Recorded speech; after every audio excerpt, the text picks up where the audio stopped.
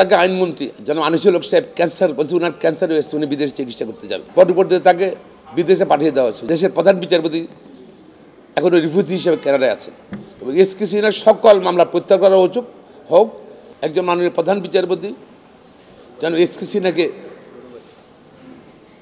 কীভাবে সরকারের কথা না শুনে কীভাবে তাকে বাংলাদেশ থেকে বাইরে ছুড়ে ফেলে দেওয়া হয়েছে।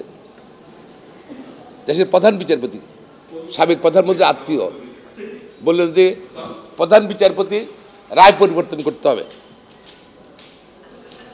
না হলে তাকে চেয়ারে বসতে দেওয়া হবে না। এটা ইম্পসিবল।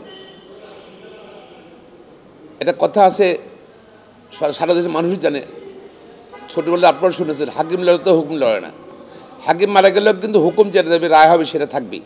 শিয়া বাটার ও ভিটামিন ই সমৃদ্ধ lily glam beauty soap. Lily, always beautiful. SK Sinha সাবেক প্রধান বিচারপতি, তিনি তো একা কিছু করার সুযোগ নেই। পরবর্তী পর্যায়ে বঙ্গভবনে অন্যান্য বঙ্গভবনে যে সময় রাষ্ট্রপতি ছিলেন আব্দুল হামিদ সাহেব, বঙ্গভবনের বিচারপতি ডাকা হলো। তাকে বলা হলো যে ওই আওয়ামী লীগ প্রধানমন্ত্রীর আত্মীয়র যে বক্তব্য বাস্তবায়নের জন্য তারা যেন প্রধান বিচারপতির সঙ্গে না বসে। এই পরবর্তীতে আপনারা জানেন, হঠাৎ তাকে আইনমন্ত্রী যেন আনিসুল হক সাহেব ক্যান্সার বলছে, ওনার ক্যান্সার হয়েছে, উনি বিদেশে চিকিৎসা করতে যাবেন। এসকে সিনহাকে তার প্রধান বিচারপতির বাসায় অন্তরীণ করে রাখা হয়েছিল এবং পরবর্তীতে তাকে বিদেশে পাঠিয়ে দেওয়া হয়েছিল। যাওয়ার সময় উনি একটা প্রেস ব্রিফিং কাগজ দিয়ে গেলেন সবাইকে যে আমি স্বেচ্ছায় যাচ্ছি না, আমাকে জোর করে পাঠিয়ে দেওয়া হচ্ছে। তারপর তাকে থাইল্যান্ডে গেছে, চিকিৎসা করে আসেনি। থাইল্যান্ডে চেক আপ করে বলছে আমি তো সুস্থ আছি, আমি দেশে আসবো। তাকে দেশে আসছে, বলছে পদত্যাগ করেন। আমাদের সাংবিধানিক প্রভিশনালিতে প্রধান বিচারপতি রাষ্ট্রপতির নিকট সহস্রে পদত্যাগপত্র দেবেন, সেটা করা হয়নি। থাইল্যান্ডের এমবেসি থেকে তাকে পদত্যাগ করা হলো।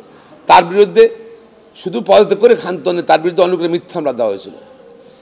মিথ্যা হামলায় তাকে সাজা দেওয়া হয়েছিল এবং দেশের প্রধান বিচারপতি এখনও রিফিউজি হিসেবে কানাডায় আছেন। এই ব্যাপারে কারা কারা জড়িত ছিল? তৎকালীন রাষ্ট্রপতি, সরকার প্রধান এবং অন্যান্য যারা জড়িত ছিল এবং গোয়েন্দা সংস্থার লোকজন, আইনশৃঙ্খলা বাহিনী, তাদের তদন্ত করা উচিত আমি মনে করি এবং এসকে সিনহার সকল মামলা প্রত্যাহার করা উচিত হোক দাবি জানাচ্ছি। পাশাপাশি তাকে যেন দেশে ফিরিয়ে আনে সে ব্যবস্থা গ্রহণ করবে।